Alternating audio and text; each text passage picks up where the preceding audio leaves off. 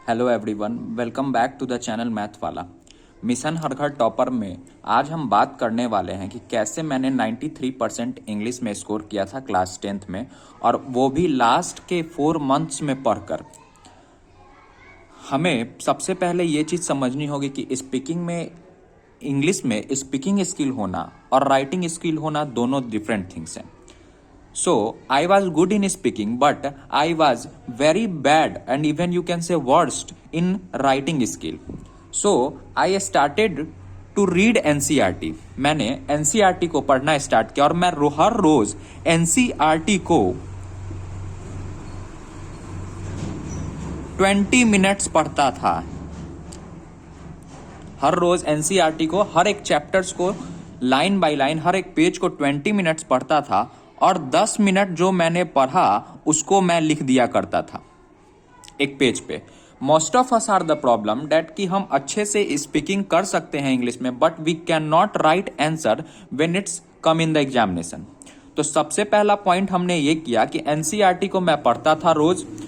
पढ़ने से मेरा ये हुआ कि हर एक चैप्टर का क्वेश्चंस, हर एक चैप्टर की स्टोरी मुझे समझ में आने लगी, जिससे कि एक्सरसाइज के क्वेश्चंस इजीली हो रहे थे। अगर कोई इन डेप्थ भी क्वेश्चन पूछ रहा था तो वो भी मैं आसानी से कर पा रहा था। तो एनसीईआरटी हर रोज 20 मिनट्स पढ़ता था, 10 मिनट उसको एक पेज पे लिख लेता था। अब इंग्लिश एक ऐसा सब्जेक्ट है जिसमें हम कम इनपुट डालकर ज्यादा आउटपुट ले सकते हैं, मतलब कम टाइम में भी ज्यादा स्कोर किया जा सकता है। तो सबसे पहला पॉइंट हो गया कि हम एनसीईआरटी पढ़ें। दूसरा जो अपना सेक्शंस होता है वो राइटिंग सेक्शंस होता है। राइटिंग सेक्शंस, राइटिंग सेक्शन में हमारे पास लेटर राइटिंग और अनसीन पैसेज होते हैं।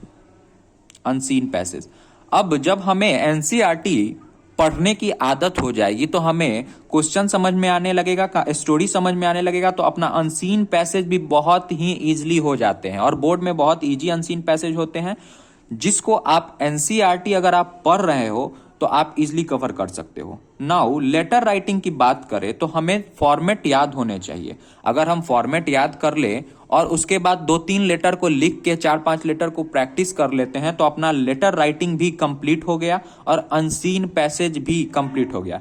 तो एनसीईआरटी पढ़ने के ये फायदे होते हैं कि आप एनसीईआरटी को तो कवर कर ही रहे हो, साथ में आपके writing skills, reading skills develop हो रहे हैं, जो कि आपको अनसीन पैसेज में और लेटर राइटिंग में हेल्प करेगा। थर्ड पॉइंट ये है कि आपको प्रीवियस ईयर क्वेश्चंस करने होंगे सीबीएसई के, क्योंकि सीबीएसई में ये एक ट्रेंड देखा गया है कि जब कभी भी एग्जामिनेशंस आज से 4 साल 5 साल पहले हुए तो उनके क्वेश्चंस अब रिपीट किए जाते हैं। और प्रीवियस ईयर क्वेश्चंस जब आप करोगे तो आपको ये समझ आ जाएगा कि from where you have prepared till now, आप कहां तक आपकी तैयारी पूरी हो चुकी है। और जब आप प्रीवियस ईयर क्वेश्चंस को करोगे तो आपका कॉन्फिडेंस बूस्टअप होगा, एज वेल एज जिस पार्ट में आपको प्रॉब्लम है, मतलब जो सेक्शन आपका वीक है, आपको वो पता होगा, फिर आप उस सेक्शंस को भी स्ट्रांग करने की कोशिश कर रहे होगे। तो प्रीवियस ईयर क्वेश्चंस बहुत इंपॉर्टेंट है। सेम क्वेश्चंस जो रिपीट भी होते हैं हर ईयर, तो आप प्रीवियस ईयर क्वेश्चंस भी करो। चौथा पॉइंट और सबसे इंपॉर्टेंट पॉइंट है सैंपल पेपर। सैंपल पेपर अपना बहुत इंपॉर्टेंट है। क्यों? क्योंकि जब मैंने पहला बार सैंपल पेपर दिया था तब मैं 3 आवर के एग्जामिनेशंस को 4.5 आवर, मतलब 4 घंटे 30 मिनट्स में कंप्लीट किया था। और एग्जामिनेशंस होते हैं 3 आवर्स के। तो अगर हम सैंपल पेपर करेंगे तो हम अपने टाइम मैनेजमेंट को सीख जाएंगे, हमें टाइम कैसे मैनेज करना है एग्जाम में, प्लस हम एक्यूरेसी भी अपनी अच्छी कर लेंगे। अब कैसे कि एग्जामिनेशंस में लिखे होते हैं कि आपको आंसर देना है 100 वर्ड्स में, लेकिन हम क्या करते हैं कि 150 160 एक्सीड करते चल जाते हैं। तो अगर आप 100 वर्ड की जगह 150 लिखते हो या फिर 100 वर्ड की जगह आप 50 वर्ड्स लिखते हो तो इन दोनों केस में आपके मार्क्स कट रहे होंगे। So you need to be very accurate. Accuracy आपकी बहुत जरूरी है। अगर आप 150 वर्ड्स लिखोगे तो आपका टाइम भी खराब होगा, 100 की जगह 50 लिखोगे तो आपके मार्क्स भी कटेंगे। तो आपको इन दोनों बातों की ध्यान रखने होंगे, जिसकी प्रैक्टिस से ही आपका ये सुधार होगा। तो हमें सैंपल पेपर करना बहुत जरूरी है। उसके बाद सैंपल पेपर से ये भी आइडिया हो जाता है कि एग्जामिनेशन से पहले हम किस तरह से एग्जाम दे दें, और अगर आप एग्जामिनेशन से पहले घर पे ही एग्जाम दोगे तो आप यूज्ड टू हो जाओगे, जिसकी वजह से आपकी सारे हेजिटेशंस एग्जामिनेशन में खत्म हो जाएंगे।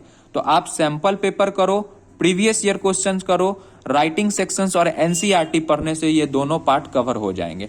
अगर आप चाहते हो कि मैं एसएसटी के लिए, साइंस के लिए, मैथ्स के लिए और हिंदी और अदर सब्जेक्ट्स के लिए भी मैं ऐसी वीडियोस लाऊं, pin me in comment section that which kind of videos you like and make sure to like, subscribe the channel. Thank you.